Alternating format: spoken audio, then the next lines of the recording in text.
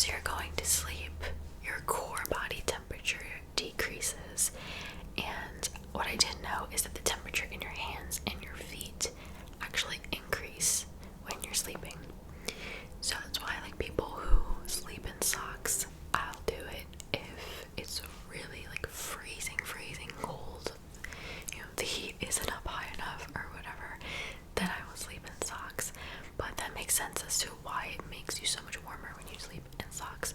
And I wrote down the recommended temperature that some people say that is the optimal temperature. So anywhere from 60 to 75 degrees Fahrenheit, which is 15 to 23 degrees Celsius. And I'm pretty sure that's what it is in my house at night. My house is pretty comfortable at night. Also, taking a hot shower or bath before bed can be really helpful, because what it is the actual cooling down of your body is what sends a signal to your brain to go to sleep. So you need to kind of bring that body temperature down and cool it off, which is harder to do in a hotter room. So if you need to open a window or lower your heat or take a warm bath or shower before bed, that would probably help you a lot. So the next one is actually beneficial for two reasons: going to sleep and calming stress and anxiety. So you don't even have to do this before bed. You could be having a rough day at work or wherever and do this little technique, and it is called the 4-7-8 breathing method. So what you're going to do is you're going to let all of the air out of your lungs, and you're going to make like a whooshing sound. So and then you're going to breathe in for 4 through your nose. Hold your breath for 7.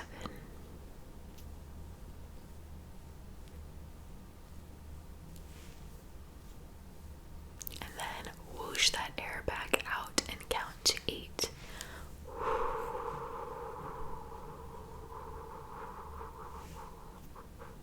I'm doing it wrong because I'm also talking, but that's what you would do. Let all your air out, breathe in through your nose for 4, hold for 7, let all the air out for 8 seconds, and you would want to repeat that at least 3 times. And so not only are you thinking about the numbers as you're counting, so that gets your mind off of, what you're worried or stressed about, distracts you, and it just calms the breathing down in your body and allows you to relax and clear your mind. It's kind of like a little mini meditation. So again, you could literally practice that at any time of day and it would work. So you guys can try that and let me know if that works for you. So the next one, I can't even pretend that I do this. I am very guilty of not doing this, and honestly, not everyone can. But the third tip is to find a sleep schedule, meaning go to sleep at the same time every night and wake up at the same time every morning. You guys know, because of work, I'm a freelancer, which means I work at all hours of the day. I could go into work anywhere from 3 a.m. all the way to 2 p.m. So I have a non-existent sleep schedule. So I can't relate to this one. I wish I could, but at this point in my life I can. But basically what that allows your body to do is kind of pick up on cues. So we have this thing in our body called our circadian rhythm, which is basically like our internal alarm clock. And so you're basically training your body that when it gets to 11 o'clock at night, let's say, it knows, okay, it's time to go to sleep. And then it makes it that much easier to wake up at the same time the next morning, every day. So it's really just training your body, giving it cues. I wish I could do that. I really wish. But I don't think I've gone to bed at the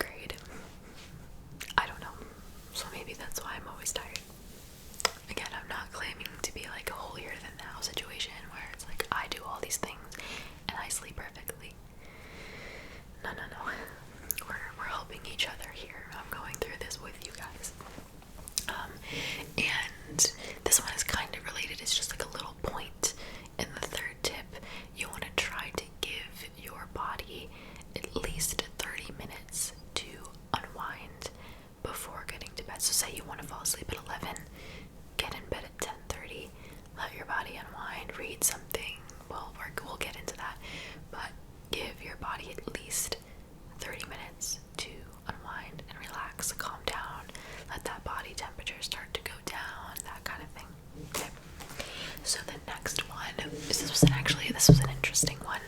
This came from the research that I did, is throughout the day, it's super important to expose yourself both to light outside and also darkness, daylight, basically, which we should be doing anyway, but exposing your body to both every day helps and benefits your sleep schedule, your sleep cycles, all that.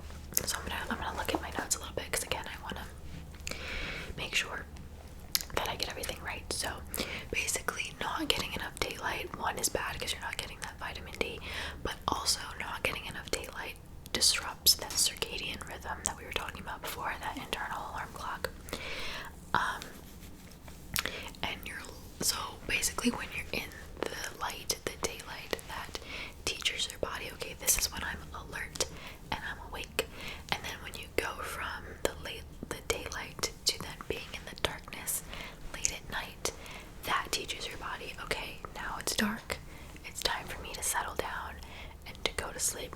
So the article that I was reading even went as far to say, like, buy blackout curtains, which are literally just plain black thick curtains that don't let any light in at all, even if it's just like street lights outside. I know I have friends that are nurses that work overnights, so they go to bed at like 9 a.m. Maya, come here.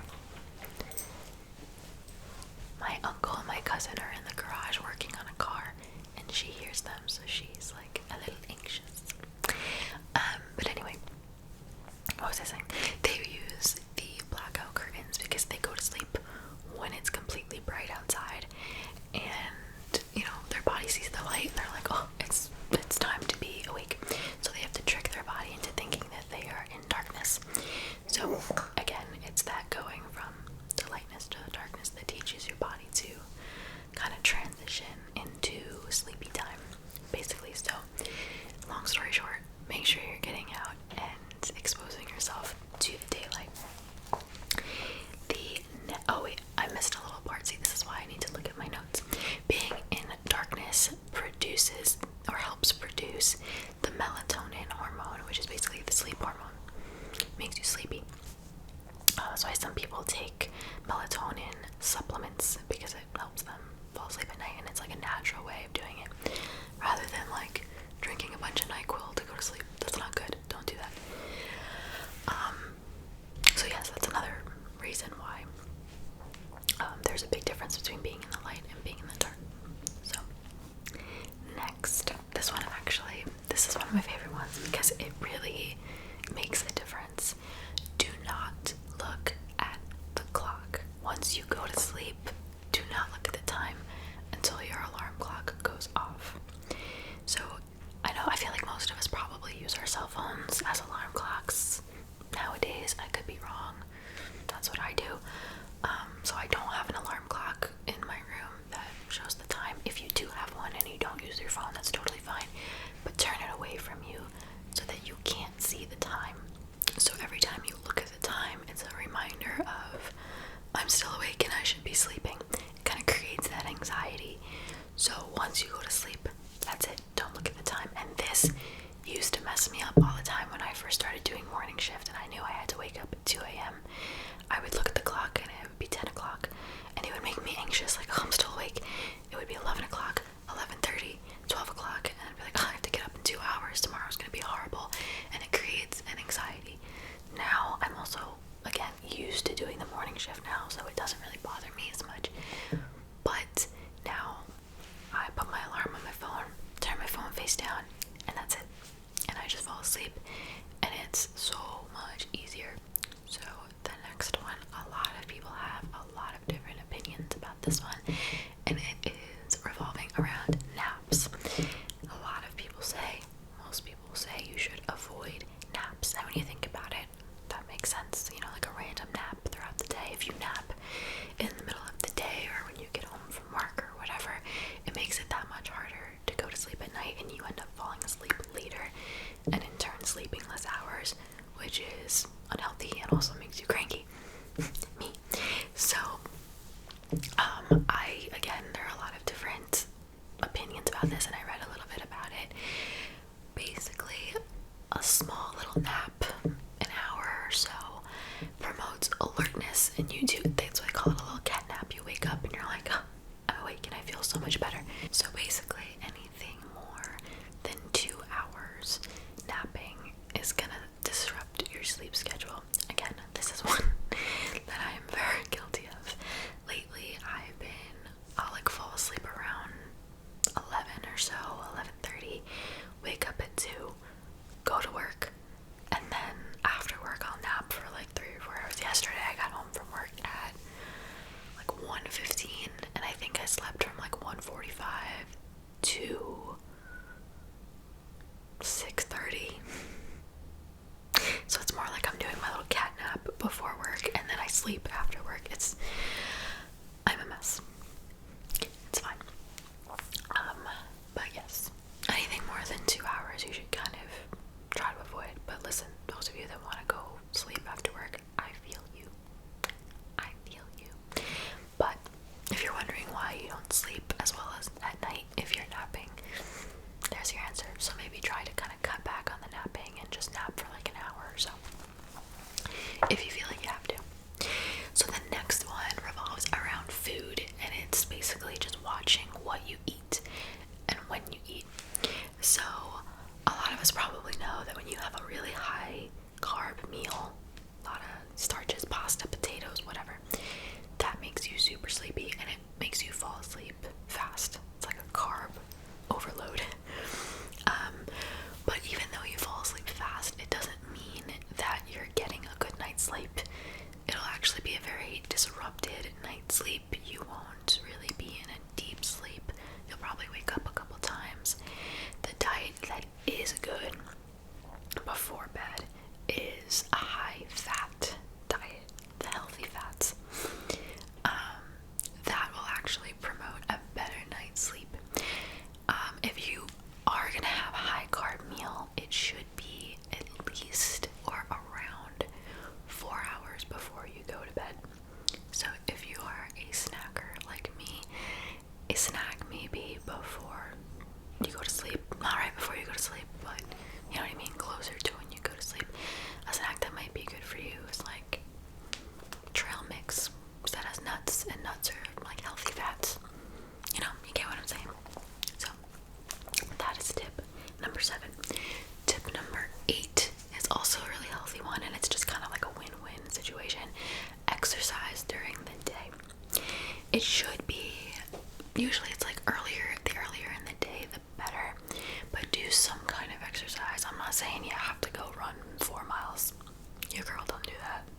I don't do that. The most I'll do on a treadmill is like 2 miles, and then I'm done. But any kind of exercise that gets your body moving and burns some calories, it produces a better sleep in the long run later on, because you're more tired because you exerted yourself more throughout the day. And it's also just a win-win because it's just good for you. I've been going back to the gym the past couple months. I started going back because from like, when did I get my wisdom teeth out? From like May to August, I didn't go to the gym, not once. So, yeah, like late August, early September, I started to go back, and I feel so much better. Oh my gosh, so much better. But anyway, that's not really relevant. And then the reason that I say the earlier in the day that you do it, the better, is because if you work out kind of late at night, it gets those endorphins going, and you got that adrenaline, and it may make it harder for you to go to sleep. But I get it, not everybody can go to the gym before work. I have a friend that wakes up at like 4:30 every day and goes to work out, and then he goes to work, and I'm not the one. I can't do that. So that's why I get why people go to the gym after work at like 7 o'clock, 8 o'clock. But any kind of physical exercise, even if it's like Pilates in your living room, it doesn't matter. Something. It'll help. It'll tire you out, basically. The next one is basically just making sure that you are comfortable. If you don't have the most comfortable mattress in the world and you don't want to dish out hundreds of dollars to get another mattress, you can look into the little foam tops. I don't know what they're called, but you basically put them over your mattress and they just make it soft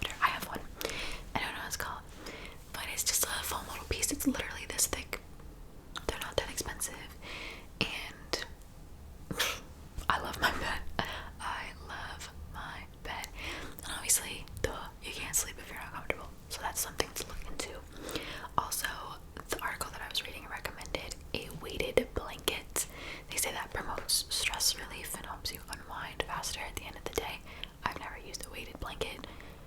I don't even really know. Like, that doesn't even really sound appealing to me, honestly. It sounds like it would just make me sweat. But maybe I should look into it. I don't know if any of you have used a weighted blanket. Let me know what you thought of it. And then lastly, basically just what you're wearing. Obviously you want to be comfortable, a nice smooth cloth, nothing scratchy. You're like, I don't like sleeping in like lazy things like tank tops that have lace here. Like, no, not about it. Give me like a cotton t-shirt, leggings, and I'm happy. Okay, the next one, this is tip number 10, is to practice journaling. Now I know, listen, not all of you are gonna want to journal. I know. I don't do like an every night Dear Diary kind of thing. Nope. I'll journal either when I'm going through something. Like I've told you guys before, I am not the best at expressing feelings. Or, that's not true. I'm not the best at putting my feelings into words. So if I'm going through something, I'll just write it out, write what's going on, write how I'm feeling, whatever. And I don't know, there's something about doing it before bed. Like I literally sit in bed under my covers, ready to go to bed, and there's just something about it that just really calms me down. I don't know, but I would recommend it. And you don't even have to write about stuff that, you know, you're going through. Like I write things down that I don't want to forget. If I had dinner with a friend and we had a really good conversation, or anything that I want to remember, I'll write it down. And also, journaling doesn't have to be writing. It could be doodling, it could be collaging, I don't know, but it doesn't have to be writing.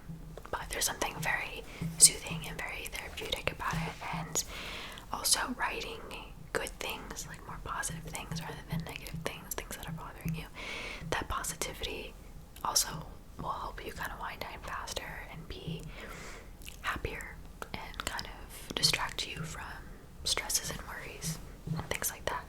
So that's one of the biggest ones that I would recommend, really, is journaling. I did it last night, and they say you should write for like 10 to 15 minutes ish. I probably wrote for probably like 12 minutes, and it helped me relax. So the next one is pretty self-explanatory. Limit your caffeine. I think I read somewhere, again, take this with a grain of salt, but I read that your last bit of caffeine of any kind, wherever it comes from, should be at least 6 hours before you go to bed. Now, I know people, take my mom, for example, she's like so addicted to coffee that she's immune. So she can drink a cup of regular caffeinated coffee and then go to sleep a half an hour later. I don't know. But if you are someone who is susceptible to caffeine and it keeps you up, don't do it. Energy drinks, coffee, whatever, don't do it. So you can try like chamomile tea. I don't know, I've never had chamomile tea because I don't like tea. I don't like hot beverages unless it's like hot chocolate, and even that I need it to cool off for like 10 minutes. I just don't like it, but a lot of people do. So maybe you could try chamomile tea. Okay, tip number 12 is basically just about your sleep position. So there are basically 3 main positions. There's your back, your side, and your stomach. A lot of people obviously know that it's probably not good to sleep on your stomach because it's not good for your neck and for your spine because your head is turned. Lately I've been falling asleep on my stomach though. I don't know why. It's probably not good. I should stop that. But for a long time it was said that sleeping on your back could give you the best night's sleep. But lately people are saying that leads to snoring and sleep apnea and all that. So now people are saying that your side is the best. I think it's really just about what works best for you. Everybody's different. Mine is the stomach one. That one's probably not good, but I'm guilty of it too. So don't even worry. 13 is to read something.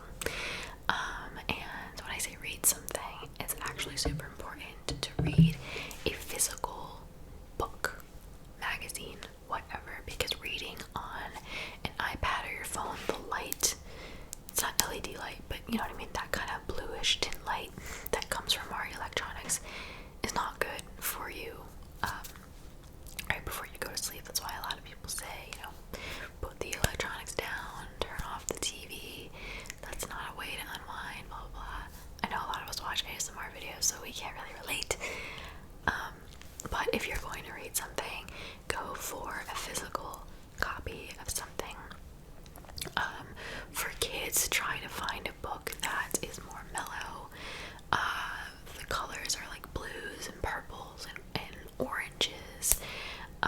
And that the actual content of the story isn't like race cars and, you know, action-packed. Like, remember when I read you guys The Sleepy Pebble last week? It was designed to make you sleepy, and so the content was very calm, and it makes it easier for you to wind down. For kids, and for adults, yeah, you can read whatever you want. I guess just make sure that it's not too stimulating.